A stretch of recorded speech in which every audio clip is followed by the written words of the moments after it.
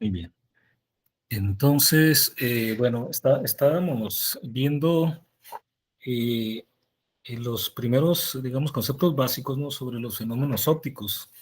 Bueno, vamos a enfocar sobre todo lo que tiene que ver de fenómenos ópticos en sólidos. Definimos primero la luminiscencia. Una definición general es que la luminiscencia es el proceso de emisión de luz por átomos excitados.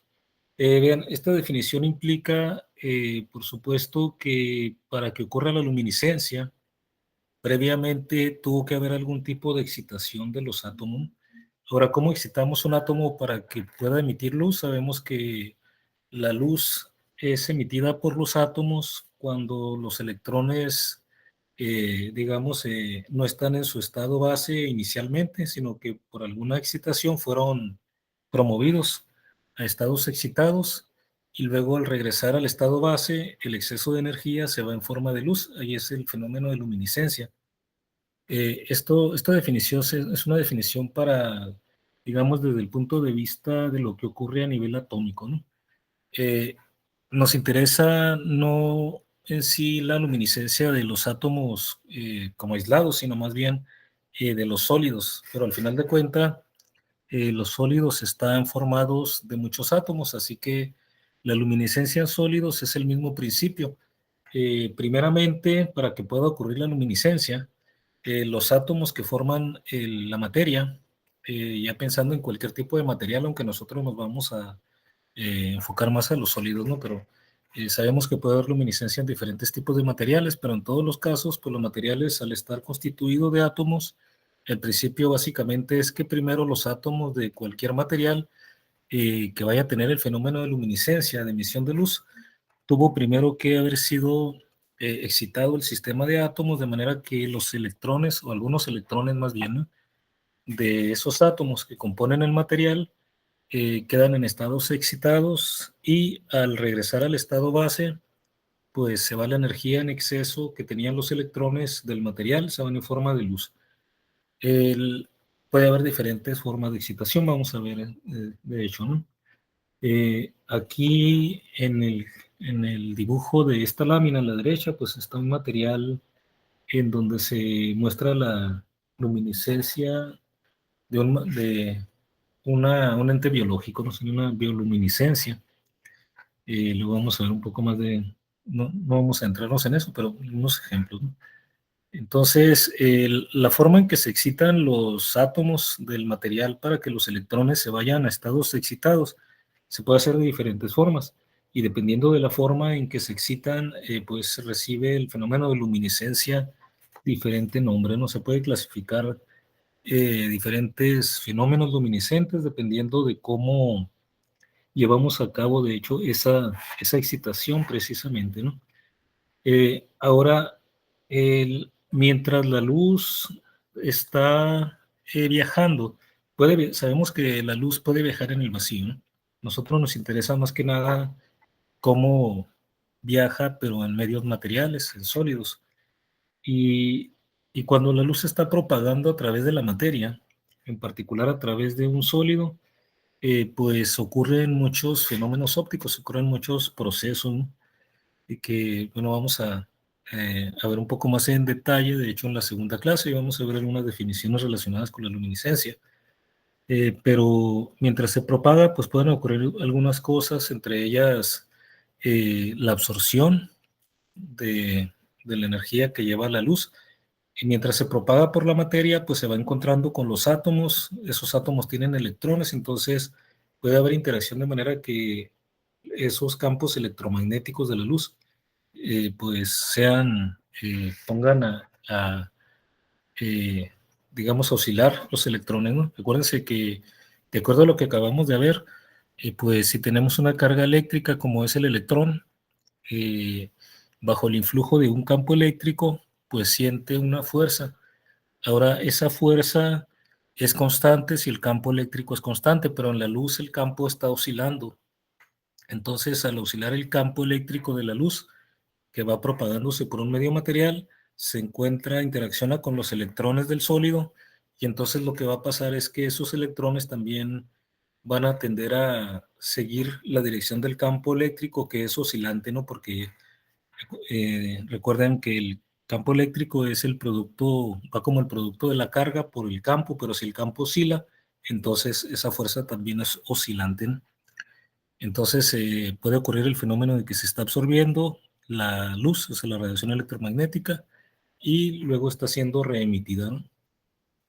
Entonces ahí, pues, en este fenómeno pues el material, a medida que la luz se propaga, pues puede ser absorbida y puede ser reemitida en diferentes direcciones, ¿no? Eh, bueno, vamos a ahondar más en eso en la siguiente clase para aquí ver algunos conceptos previos básicos y un poco de lo que pasa desde el punto de vista de la teoría de bandas también, ¿no? Dentro de lo que concierne a los sólidos. Entonces, la definición de luminiscencia que nos interesa a nosotros tiene que ver más entonces con los materiales sólidos, ¿no? Entonces, esto lo podemos definir como la emisión de luz de algunos sólidos que tiene lugar después de haber sido expuestos a algún tipo de excitación. Entonces le agregamos aquí esto, ¿no? De la emisión de luz de algunos sólidos que precisamente si un sólido exhibe esta emisión se le conoce como fósforo. Eh, entonces, esta emisión pues va a venir después de haber sido expuestos a algún tipo de excitación. Esa excitación es lo que lleva al sistema de electrones de los sólidos pues a un estado excitado, y luego la emisión viene cuando esos estados excitados se pierde esa energía al volver los electrones al estado base. Esto de fósforos es por el fenómeno perdón, de fosforescencia, ¿no? Conocido desde la antigüedad. Entonces, como se veía en algunos materiales este fenómeno, de ahí viene el nombre, ¿no? De los sólidos luminiscentes, se le llama a veces materiales fósforos. Y, y esta propiedad, pues se relaciona con, vamos a ver aquí hoy en esta misma clase, que se relaciona con la presencia de impurezas, es decir, átomos eh, que no son de la constitución química del sólido, pero que están ahí dentro, ¿no? Como en forma de impurezas o como defectos estructurales. A veces esto se le llama también se le llama activadores, ¿no? Bueno, vamos a andar un poco más en esto también, ¿no? Les decía que dependiendo de la fuente de la excitación o de la forma en que se excitan el sistema electrónico de los sólidos, para posteriormente observar la luminiscencia, se puede clasificar la luminiscencia con diferentes nombres. En este caso, la clasificación pues da luz a la forma en que fue excitado el material, ¿no? Para que se observara la luminiscencia. Entonces, aquí tenemos en la columna de la izquierda el fenómeno luminiscente, es decir, cómo se llama el fenómeno dependiendo de lo que aparece en la derecha, que es la fuente de excitación. Por ejemplo, la bioluminiscencia es cuando tenemos la excitación por reacciones químicas que ocurren, pero en materiales biológicos, ¿no? La catodoluminiscencia, pues tiene que ver con los rayos catódicos. La quimioluminiscencia es energía de reacciones químicas. La quimioluminiscencia, pues, también tiene el origen, como en el caso de la bioluminiscencia. La diferencia cuando nos referimos a la quimioluminiscencia es que aquí ya no hablamos de materiales biológicos. En el caso de la electroluminiscencia, es cuando la luminiscencia se excitó por la aplicación de campos eléctricos. Por ejemplo, en este caso de la electroluminiscencia, una aplicación importante es las pantallas, ¿no? Modernas, las pantallas de televisión, todos estos pues se pasan en este fenómeno de electroluminiscencia, ¿no? Para crear ahí las imágenes. Eh, También tenemos la fotoluminiscencia. Cuando ustedes hablen en sus tesis, por ejemplo, de fotoluminiscencia, generalmente pues es la que ustedes van a medir aquí en el laboratorio sus materiales, van a ver que es luminiscencia, en donde la excitación es con luz, con otra luz, ¿no? Pero luz dentro normalmente en el visible o cuando mucho en el ultravioleta cercano o el infrarrojo cercano, ¿no? Entonces, estos son fotones ópticos. Bueno, a veces podemos irnos un poco más hacia abajo el UVC, pero generalmente anda este rango alrededor del visible, ¿no? De hecho, la mayoría de los resultados que vemos de fotoluminiscencia en los artículos, pues van a ver que hay lo que llaman espectros de excitación y espectros de emisión, ¿no? En fotoluminiscencia, cuando hablan de un espectro de excitación, van cambiando la longitud de onda de la luz con la que están excitando, y entonces ven la intensidad de la emisión para cada una de esas longitudes de onda, ¿no? Entonces, ese sería el espectro de excitación, o sea, voy cambiando la longitud de onda de excitación y voy observando la emisión de la luz que provoco. Y entonces van a observar que va a haber una longitud de onda para la que se tiene un máximo de emisión en ese espectro de excitación. Y en el espectro de emisión se mantiene fija la longitud de onda de la luz con la que están excitando y se observa el espectro de toda la luz que se emite, manteniendo fija la longitud de onda de excitación. Esa sería la fotoluminiscencia. Hay otros fenómenos como la piezoluminiscencia. En este caso, la excitación es por la presión, o sea, se observa que a veces podemos producir la luminiscencia aplicándole presión a los materiales. Generalmente debemos de tener una presión de más de 10 toneladas, ¿no?, por metro cuadrado para poder observar este fenómeno, típicamente, ¿no? También podemos darle energía a los sólidos mediante fricción.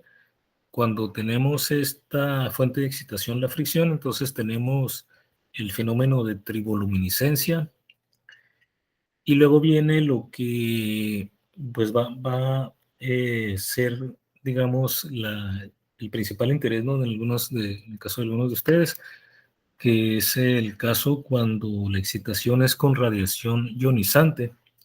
Cuando la excitación es con radiación ionizante, tenemos radioluminiscencia.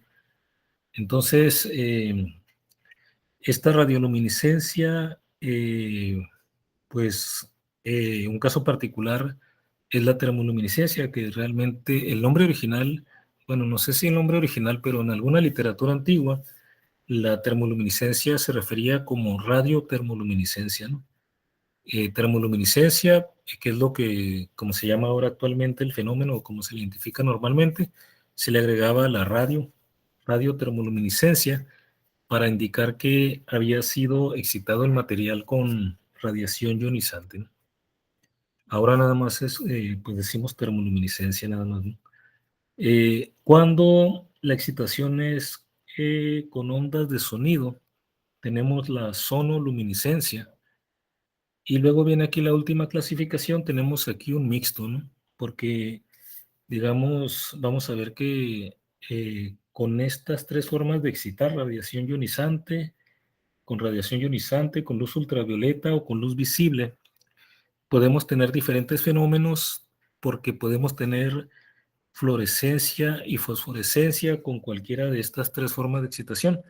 Vamos a ver que la fluorescencia y la fosforescencia, de hecho, son otras clasificación que tienen los fenómenos luminiscentes, pero en donde ya no depende de la fuente de excitación en sí, nada más. Por eso aquí vemos que se puede excitar con diferentes tipos con diferentes fuentes, y tenemos fenómenos diferentes.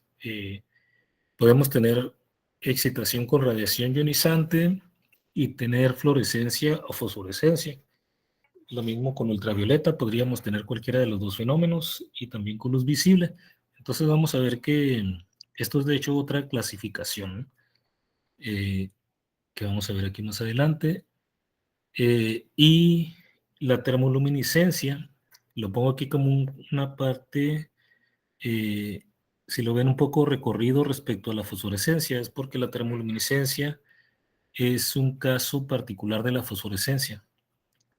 Y lo resalto aquí porque, de hecho, pues Cristian pues va a desarrollar el estudio de su material caracterizando con este fenómeno. También creo que también Abel, ¿verdad? También.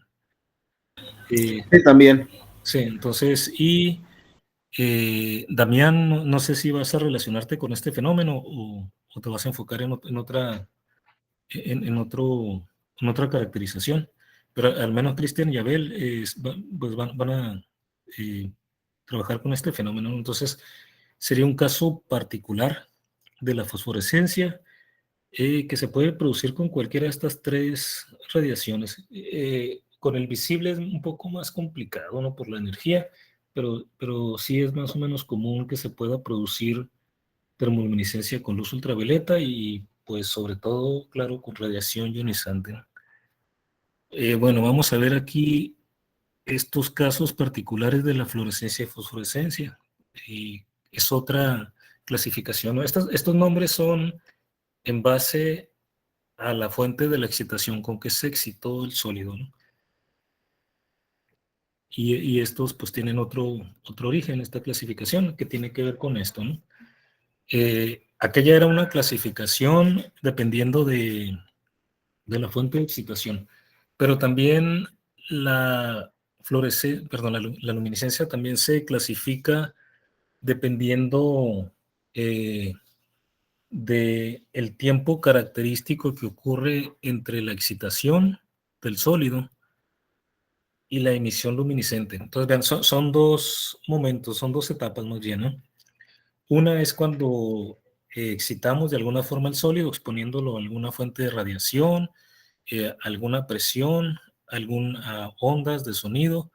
Ese sería el momento en que lo exponemos a alguna fuente, ¿no? Para excitar el sistema de electrones del sólido. Y en la segunda etapa de la luminiscencia es propiamente pues la parte donde se emite luz. Entonces, puede a veces pasar puede pasar que en cuanto excitamos empiece la emisión, o sea, que sea prácticamente simultánea la excitación y la emisión del sólido, ¿no? O sea, que en cuanto empieza la excitación, empieza la emisión. Pero en otras situaciones también puede ocurrir que estamos excitando el sistema electrónico del sólido, sin embargo, no regresa espontáneamente, inmediatamente al estado base, entonces no hay emisión de luz, sino hasta un tiempo después. Y entonces la clasificación de la luminiscencia en fluorescencia y fosforescencia tiene que ver con ese tiempo que transcurre entre la excitación y la emisión de luz. Entonces podemos hacer un esquema más o menos completo de esta forma, ¿no? Aquí, por ejemplo, tenemos la clasificación que, digamos, estaría resumiendo esta parte, la clasificación anterior que tiene que ver con la fuente de excitación. Entonces, fotoluminiscencia, radioluminiscencia, quimioluminiscencia, etcétera, dependiendo de cómo fue la excitación. Ahora, independientemente de cómo fue la excitación, podemos clasificar la luminiscencia en fluorescencia o fosforescencia, dependiendo de si el tiempo típico o el tiempo característico que transcurrió entre la excitación y la emisión de luz rebasa o no digamos, tiempo representativo, que es del orden de 10 a la menos 8 segundos. Normalmente cuando el tiempo característico entre la excitación y la emisión de luz es del orden o menor que 10 a la menos 8 segundos, entonces decimos que tenemos fluorescencia. Y cuando ese tiempo entre la excitación y la emisión de luz es del orden o mayor que 10 a la menos 8 segundos, decimos que tenemos fosforescencia. Y bueno, por ejemplo, en el caso de la fotoluminiscencia, en la fotoluminiscencia normalmente se clasifica también como fluorescencia, a veces le llaman pues, fluorímetro o fluorescencia, ¿no? La medición, porque se considera que ahí esos tiempos son menores a 10 a la menos 8 segundos, que en cuanto empiezan a estimular con luz el sólido, inmediatamente ya está emitiendo, ¿no? También otra luz. Entonces, para fines prácticos, en el caso de la fluorescencia, pues consideramos que como si fuera prácticamente instantáneo la excitación y luego la emisión, ¿no? Como que no hay para fines prácticos un tiempo de retraso, ¿no?, entre la excitación y la emisión. En el caso de la fosforescencia, ahí sí, porque ya tenemos estos tiempos. El 10 a la menos 8, pues es eh, pues un tiempo pequeño, pero fácilmente detectable ya con la instrumentación, de hecho, moderna, ¿no? Sería, pues, recuerden que un nanosegundo sería 10 a la menos 8 segundos, perdón, 10 a la menos 9 segundos, o sea que este tiempo son 10 nanosegundos, ¿no?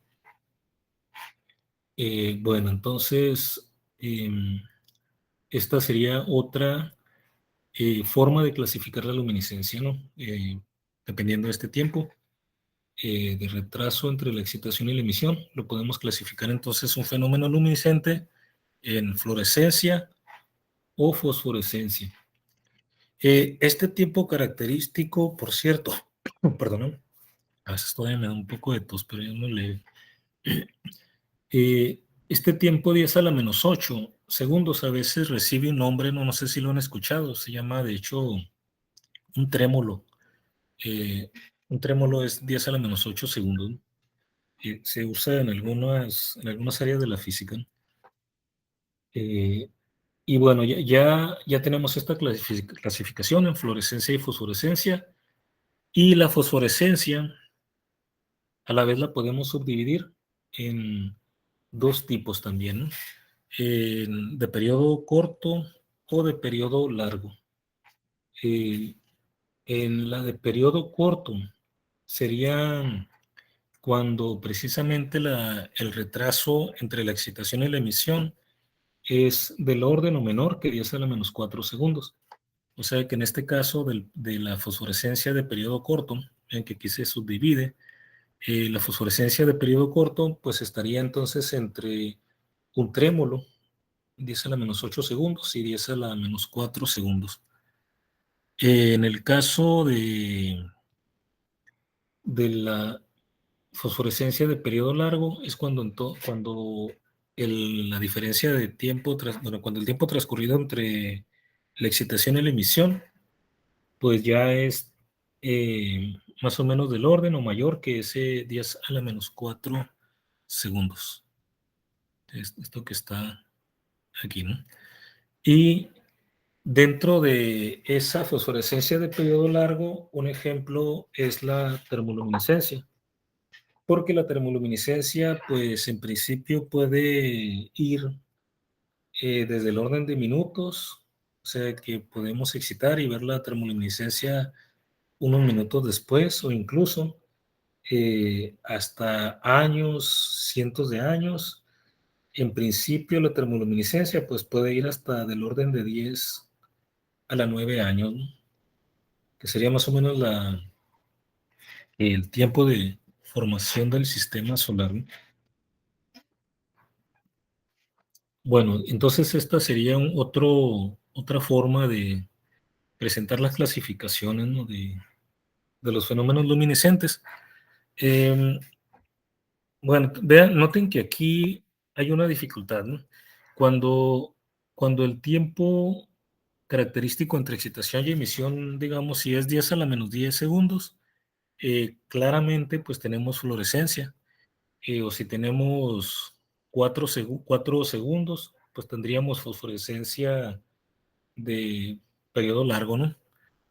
Eh, y bueno, entonces si tenemos una termoluminiscencia, lo podemos identificar. La termoluminiscencia, de hecho, la podemos identificar no solo por el tiempo característico, sino que vamos a ver que además se distingue por la forma en que logramos ver la emisión, ¿no? O sea, una característica de la termoluminiscencia, vamos a ver que es que ustedes tienen que calentar el material para observar, ¿no?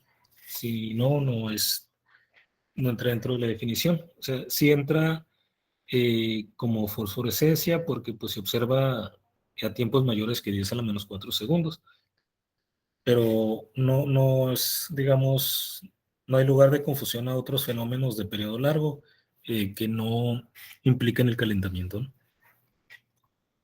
Bueno, les decía que aquí hay una dificultad, ¿no? Porque, digamos, si son tiempos mucho más pequeños, como 10 a la menos 10 segundos, no hay problema de identificar qué es fluorescencia. Si tenemos, por ejemplo, 10 a la, ¿qué sería? 10 a la menos 8, algo más grande, 10 a la menos 7 segundos, pues fácilmente también lo clasificamos como fosforescencia, pero la dificultad es cuando estamos en el umbral, ¿no? Porque aquí dice menor o igual y aquí mayor, perdón, menor o aproximadamente y aquí mayor o aproximadamente. Esa ambigüedad de la fluorescencia y la fosforescencia cuando andamos alrededor de este tiempo de un trémolo, se salva porque pues hay otro criterio, ¿no? Hay otro criterio adicional, que es que los fenómenos luminiscentes que son fluorescencia son independientes de la temperatura. En cambio, los fenómenos fosforescentes sí dependen fuertemente de la temperatura, ¿no? De hecho, la termoluminiscencia es un ejemplo pues muy enfático, ¿no? Hasta en el mismo nombre lleva esto de termo, ¿no? Pero en general, los fenómenos fosforescentes dependen de la temperatura. Y los fluorescentes, pues, se consideran que no son dependientes de la temperatura. Bueno, vamos a ver cuál fue cómo empezó cómo se empezaron a observar así fenómenos en que, pues básicamente eran como instantáneo, ¿no? El hecho de que excitan y inmediatamente emiten, y en otros casos no. Pues Jablonski en 1935 eh, pues hizo una propuesta para entender por qué estaba ocurriendo esto. Jablonski de hecho no hizo esta explicación para los sólidos, digamos que esto lo podemos pensar como general cualquier sistema, pero en particular pues podemos aplicarlo también a los sólidos, nada más que en estos diagramas originalmente se habla de niveles de energía, que son las que están aquí representadas como líneas anaranjadas. Y para un sólido, en vez de líneas de esta forma, de niveles de energía, estaríamos imaginando lo que se conoce como bandas en un sólido, ¿no? Pero bueno, pero la explicación es básicamente la misma.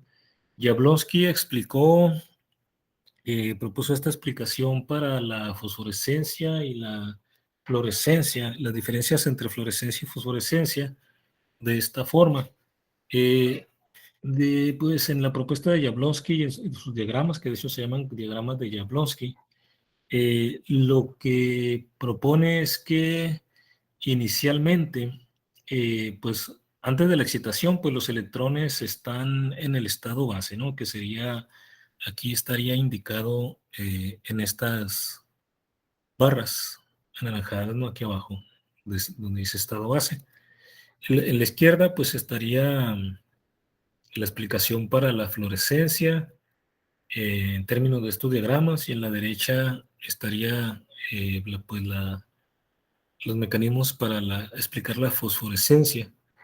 Entonces, en el caso de la fluorescencia, inicialmente los electrones están aquí en el estado base, ¿no? Luego viene la excitación, y esa excitación le da a los electrones la energía suficiente para pasar a un estado excitado. En los dos casos, esa etapa sería igual, ¿no? O sea, tenemos los electrones en el estado base y al llegar la excitación, los electrones seguirían esta trayectoria que aquí indicamos con las flechas azules, y llegarían a un estado excitado. Ahora aquí los electrones en el estado excitado tienen una energía mayor que en el estado base, tienen energía en exceso, ¿no?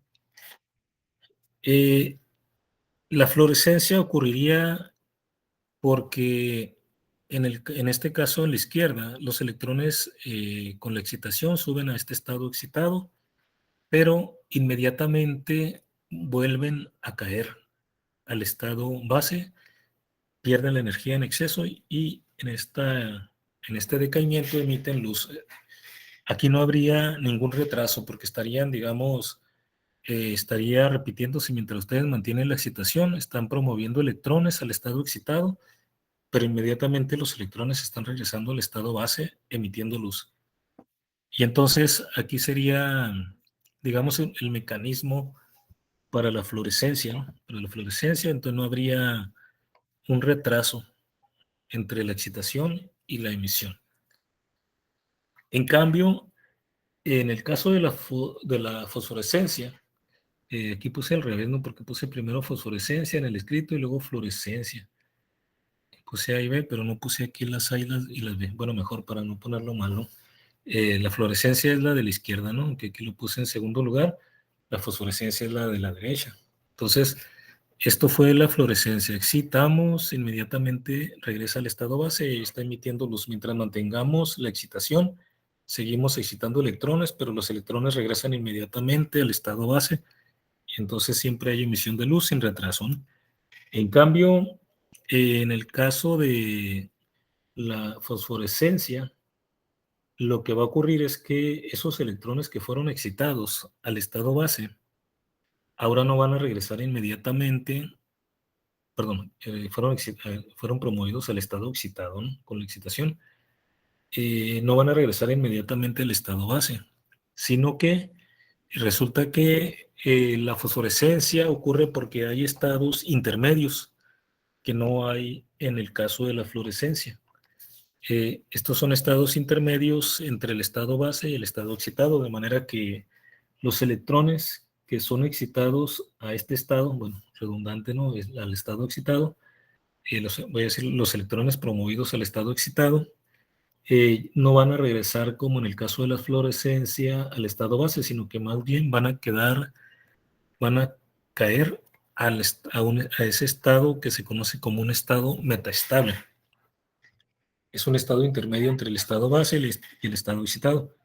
Se le conoce como estado metaestable porque es falsamente estable, en el sentido de que los electrones pueden permanecer ahí un tiempo, pero en realidad no permanecen ahí eternamente, ¿no? Puede ser que tarden mucho, puede ser que tarden poco, pero no es un estado estable porque el electrón al final de cuentas, como no es un estado base, pasado el tiempo suficiente, van a caer al estado base emitiendo luz, pero la diferencia es que en este caso no lo hacen inmediatamente como en el caso de la fluorescencia, sino que tienen que primero salir de ese estado metaestable otra vez y luego, ahora sí, regresan al estado base. Pero fíjense, aquí es inmediato.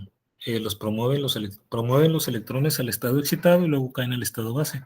En este caso, van al estado excitado, no regresan al estado base inmediatamente, sino que caen a este estado metaestable, donde pasan un cierto tiempo que puede ser muy pequeño o muy grande, pero ya no es instantáneo, se escapan y luego ya emiten. Entonces, vean, la diferencia entre la excitación y la emisión ya tiene un retraso, ¿no?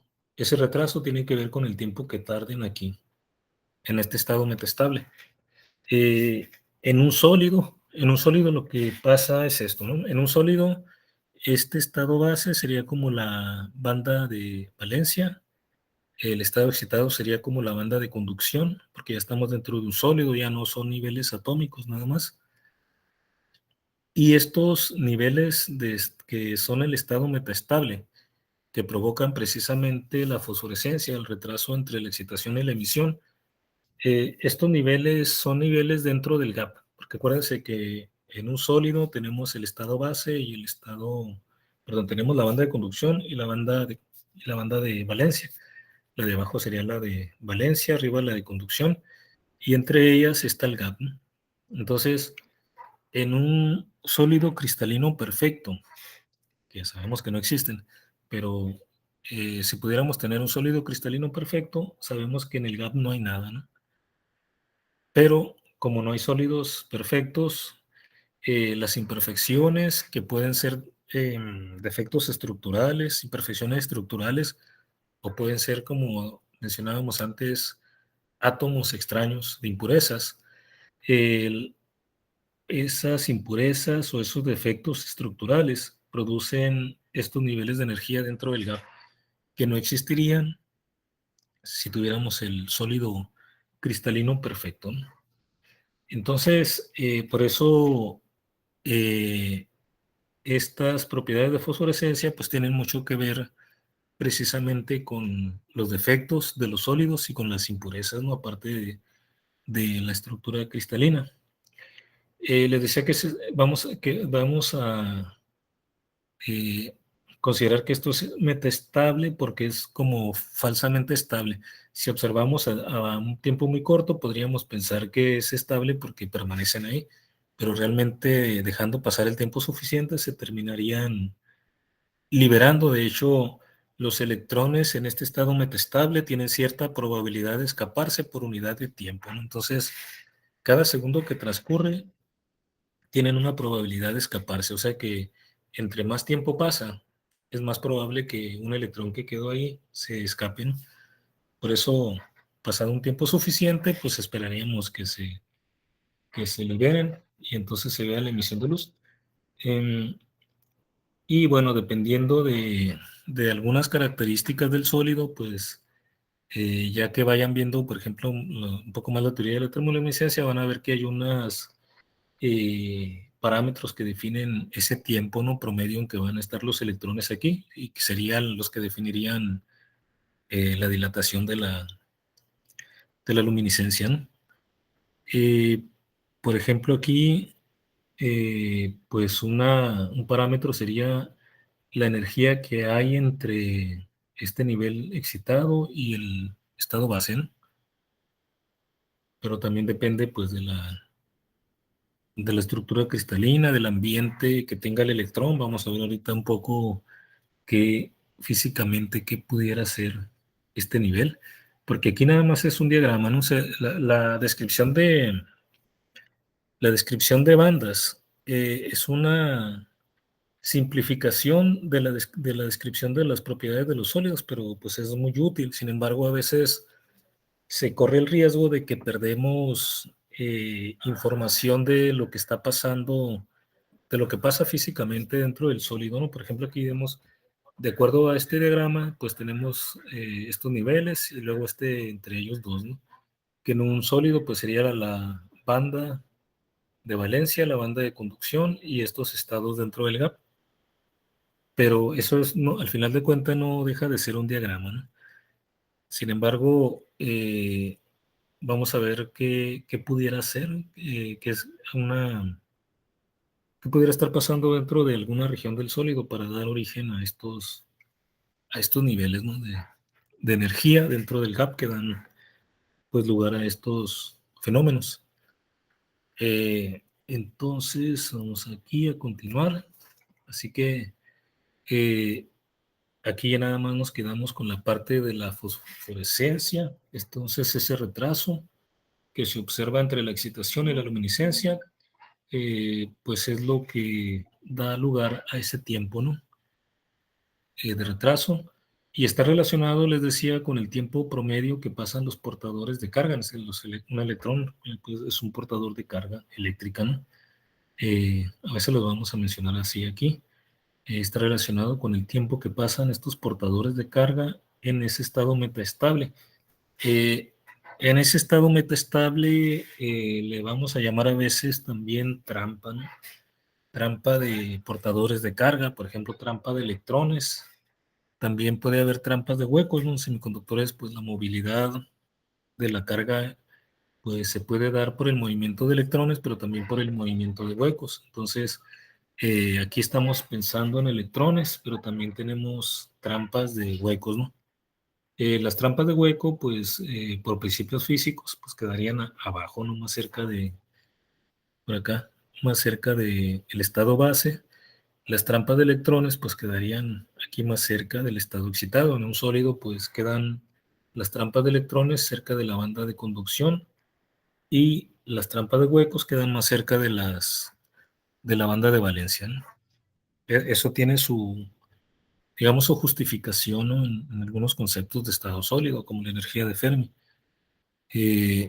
Vamos a ver aquí. Bueno, les decía que uno de los parámetros importantes para estos tiempos, pues es la energía que hay entre este estado metaestable o la trampa y el estado excitado, ¿no? O la banda de conducción y este estado metastable o trampa dentro de un sólido. Y entonces aquí a veces esta distancia en energía la denotamos con una E mayúscula. Y a esta E se le llama profundidad de la trampa. Profundidad de la trampa también, sobre todo aquí en lo que nos interesa para la termoluminiscencia, aparte de profundidad de la trampa, también van a ver comúnmente que se conoce también como energía de activación. Cualquiera de los dos nombres es aceptado, ¿no? Como profundidad de la trampa o energía de activación. Y es un parámetro muy, muy importante, ¿no? Otra forma de visualizar la diferencia, perdón, de, de, de ver estas, digamos, diferencias entre la fluorescencia y la fosforescencia sería eh, con estos esquemas, ¿no? En la primera parte, aquí arriba, tenemos representada la intensidad de la excitación. Aquí vamos a suponer ya que tenemos un caso particular que es radiación ionizante, ¿no? O sea, que estamos exponiendo al sólido a radiación ionizante. Entonces, digamos que aquí este es el eje horizontal, es el eje del tiempo en las primeras tres. Solamente en la última es la temperatura, ¿no? Bueno, aquí también lo podemos considerar como tiempo, ¿no? Y el tiempo y la temperatura están relacionados, pero podemos representar ya sea como tiempo o temperatura. Como aquí están en tiempo, pues podemos suponer que sea también tiempo, ¿no? Entonces aquí empieza a avanzar el tiempo y en un momento dado, aquí empezamos la excitación con radiación. Esto me indicaría la intensidad de la radiación. Mantenemos la intensidad constante y luego la cerramos. Aquí entonces, desde este tiempo a este otro, mantenemos la excitación. Fuera de esos tiempos no hay excitación, ni antes ni después. Esa es la excitación. Si observáramos fluorescencia, como no hay un retraso entre la excitación y la emisión de luz, entonces observaríamos fluorescencia solamente mientras mantengamos la excitación en el mismo intervalo de tiempo, ¿no? Si la excitación se mantiene constante, mantenemos constante la fluorescencia, justamente en el mismo intervalo, ¿no? En el mismo intervalo en que estamos teniendo la, la excitación, tenemos la emisión en el caso de la fluorescencia. En el caso de la fosforescencia, ocurre algo diferente que en la fluorescencia. Vemos aquí que la intensidad de la fosforescencia no brinca inmediatamente al máximo, sino que va aumentando gradualmente. Mantenemos la excitación, la fosforescencia empieza a aumentar gradualmente desde cero, luego sí va a llegar a un máximo y se mantiene en ese máximo mientras mantengamos la excitación, y luego cuando quitamos la excitación no cae tampoco inmediatamente como en el caso de la fluorescencia, sino que otra vez, así como fue subiendo poco a poco hasta alcanzar un máximo y mantenerse ahí mientras se mantiene la excitación, también empieza a decaer de esta forma gradualmente. Empieza a decaer gradualmente. Hay modelos matemáticos que explican esta forma, no es que se le ocurra a alguien nada más que aquí tiene esta curvatura y acá otra, ¿no? Y que aquí se mantiene constante. De hecho, cuando lleven, como ambos van a trabajar, Damián, se desconectó Damián, veo. Estaba conectado ahorita, ¿verdad? Sí vi que había entrado, pero aquí no lo veo. Bueno, luego le preguntamos, de haber tenido algún problema con la conexión tal vez. Bueno, pero ustedes ambos van a trabajar con termoluminiscencia, entonces cuando más adelante, tal vez en otro curso ya enfocado a eso, vamos a ver no solo los modelos de termoluminiscencia, sino también los modelos de lo que ocurre cuando empezamos a irradiar un material.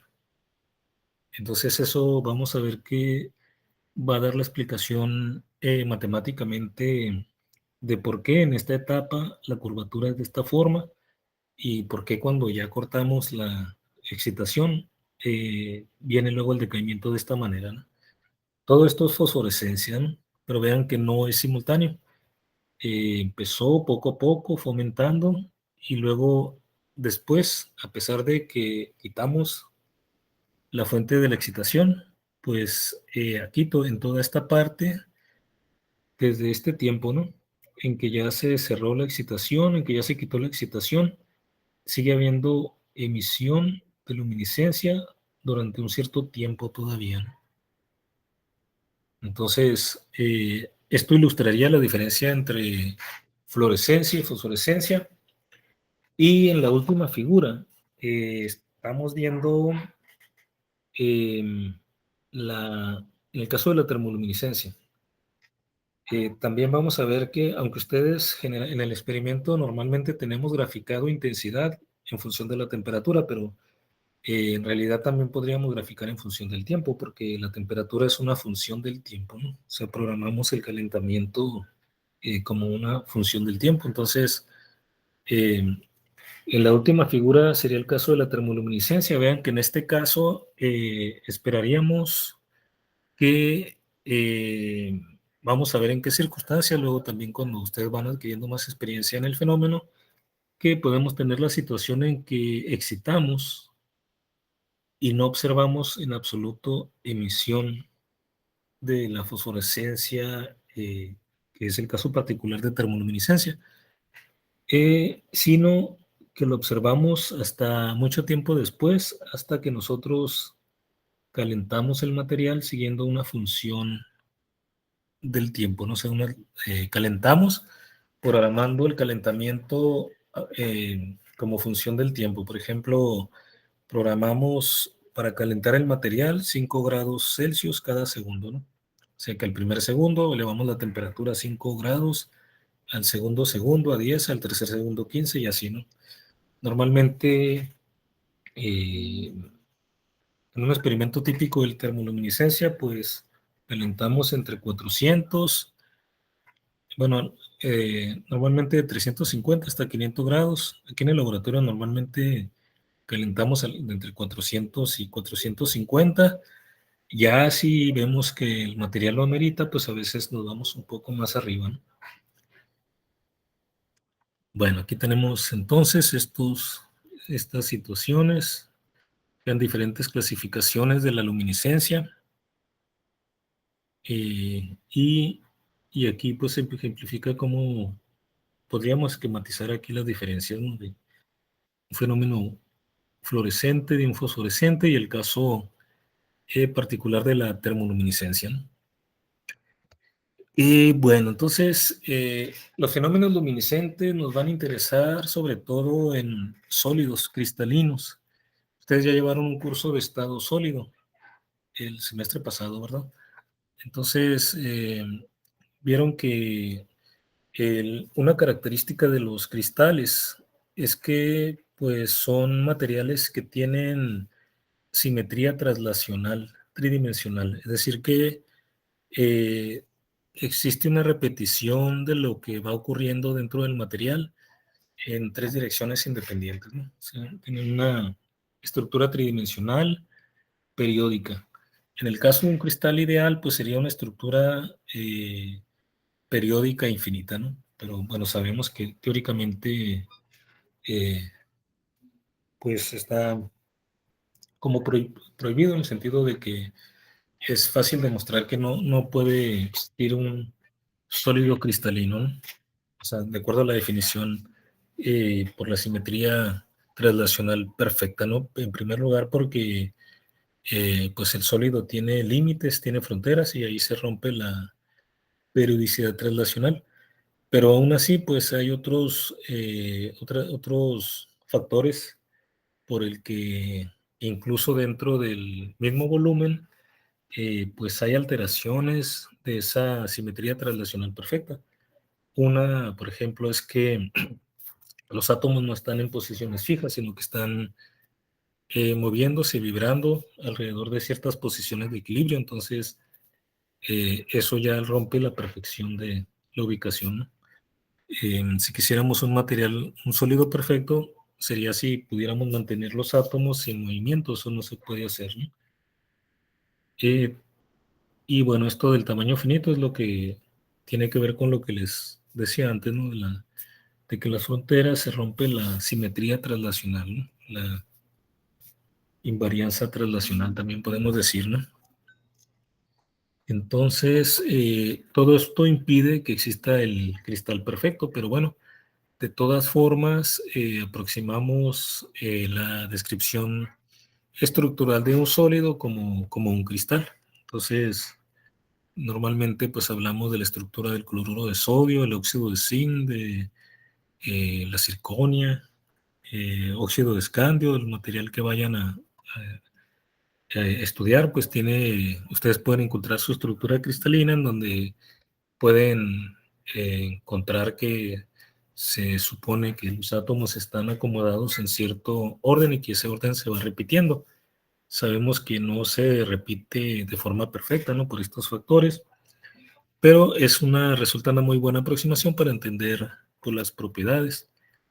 Y todo lo que rompe ese orden perfecto, pues nos sirve para entender también eh, sus propiedades, tanto eléctricas como ópticas, ¿no? Nada más así para recordarles un poco de lo que vieron en su curso, pues acuérdense que la estructura cristalina consta de hecho de la superposición de dos conceptos, ¿no? De dos cosas, una de las cuales pues es un poco más abstracta que la otra. La estructura cristalina, que sería por ejemplo de la izquierda, serían como átomos de un cristal bidimensional, ¿no? Una estructura cristalina bidimensional la pueden formar superponiendo la red, lo que conocemos como red, a la base, ¿no? Bueno, si sumamos la red más la base, tenemos la estructura cristalina. Recuerden que la red no es más que un concepto abstracto, pero útil. Son puntos en el espacio, son puntos imaginarios, ¿no? A los que a cada punto le asociamos de forma idéntica lo que se conoce como base. La base es un conjunto de átomos que están orientados entre sí de una forma muy bien definida, ¿no? Entonces, esta base, este conjunto de átomos, en este caso son dos átomos. Entonces, le asociamos esta base a cada uno de estos puntos de red. Aquí los puntos pues están exagerados, están como bolitas, pero realmente el punto no tiene dimensiones, ¿no? Sabemos que el punto no tiene dimensiones, pero bueno, por límites en la descripción, pues lo ponemos aquí como bolitas, ¿no? Y entonces a cada punto de red le asociamos una base y entonces ya tenemos la estructura cristalina, en este caso bidimensional. La forma en que está aquí es que la forma en que le asociamos la base es que colocamos este átomo en cada punto de red y el otro queda por aquí cercano, ¿no? Por ejemplo, en este punto de red, este átomo quedaría aquí y entonces este quedaría un poquito aquí arriba. Es lo que se observa en esta parte justamente, ¿no? Entonces, eso es la forma de describir la estructura cristalina como la superposición de bueno, de la red, que pues son esos puntos imaginarios a los que luego le sumamos, le agregamos idénticamente una base de átomos a cada punto de red.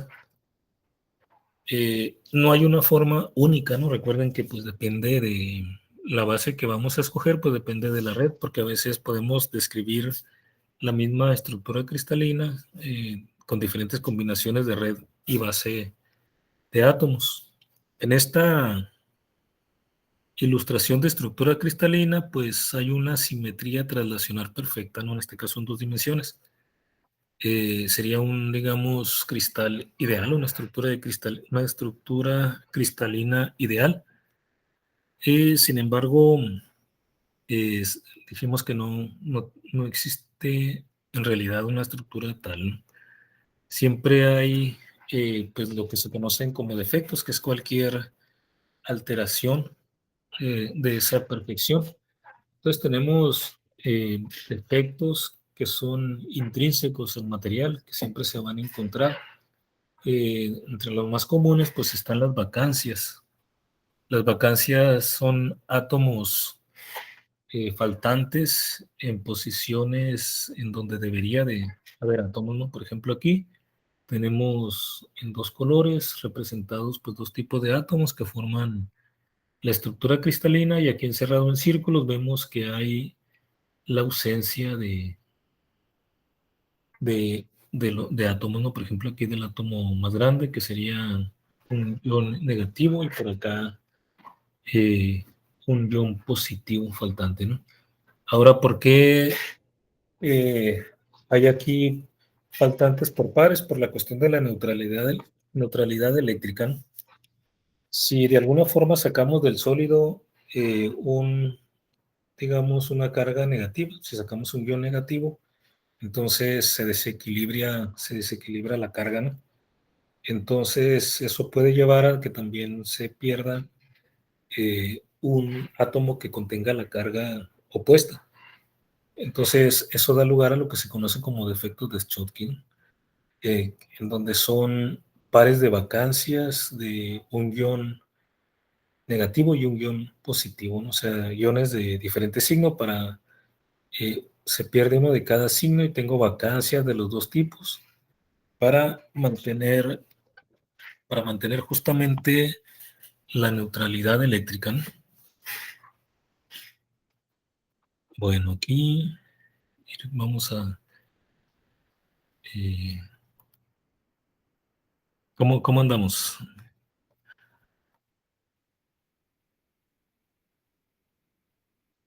¿Todo bien, profe? Sí, muy bien. Bueno, entonces estos serían los defectos de... Yo quiero vean que son... la vacancia en sí es la ausencia del átomo, ¿no? Cuando hablamos de este tipo de defectos, son vacancias por pares. La vacancia aislada, puede haber una vacancia de ion negativo o una vacancia de ion positivo, ¿no? Pero cuando hablamos de este tipo de defectos, son el par de, de ambas vacancias, ¿no? Y luego tenemos los defectos de Frenkel. Vean, en los defectos de Frenkel, aquí lo que sucede es lo siguiente. En el caso anterior, generamos una vacancia de un tipo de carga, me va a faltar una carga, entonces se genera la vacancia del otro tipo de carga para el equilibrio eléctrico, ¿no? En el caso de los defectos Frenkel, lo que sucede aquí es que la neutralidad eléctrica se mantiene de esta forma, ¿no? Aquí en donde están encerrado un círculo, falta un átomo que tiene carga positiva, un ion positivo, ¿no? Entonces, eh, no hay alteración aquí de la carga eléctrica del sólido, porque esta carga no le falta al sólido, sino que va a otro lugar, a un lugar impropio, digamos, ¿no? Que se llama un sitio intersticial. Es decir, esta vacancia da lugar a que el átomo que debería estar aquí está en otra parte del sólido, está en otras partes intersticiales, si le conocen, no son lugares donde no debería haber átomos, pero este se fue de aquí, de su lugar normal, a un sitio intersticial. Y estos serían los defectos de Frenkel. Entonces, los intersticiales son átomos que ocupan una posición que debería estar desocupada. Entonces, vean, la vacancia, en el caso anterior, la vacancia es la ausencia de un átomo del lugar en que debería estar. Cuando se generan por pares una vacancia positiva y una negativa, son los defectos Schottky, ¿no? Los defectos Frenkel, por otra parte, es una vacancia de un tipo de ion que da lugar a un intersticial, porque en este caso esa vacancia no se pierde del sólido, sino que está dentro del mismo sólido el átomo, nada más que está en un sitio en donde no debería estar. pues esta vacancia genera este intersticial y este sería un defecto Frenkel. Esos son los dos tipos más comunes de defectos. Y bueno, yo creo que son aquí las 8. Les voy a, si les parece bien, pues lo dejamos hasta aquí por hoy.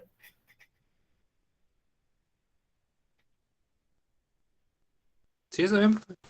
Sí, está bien, doctor. Sí.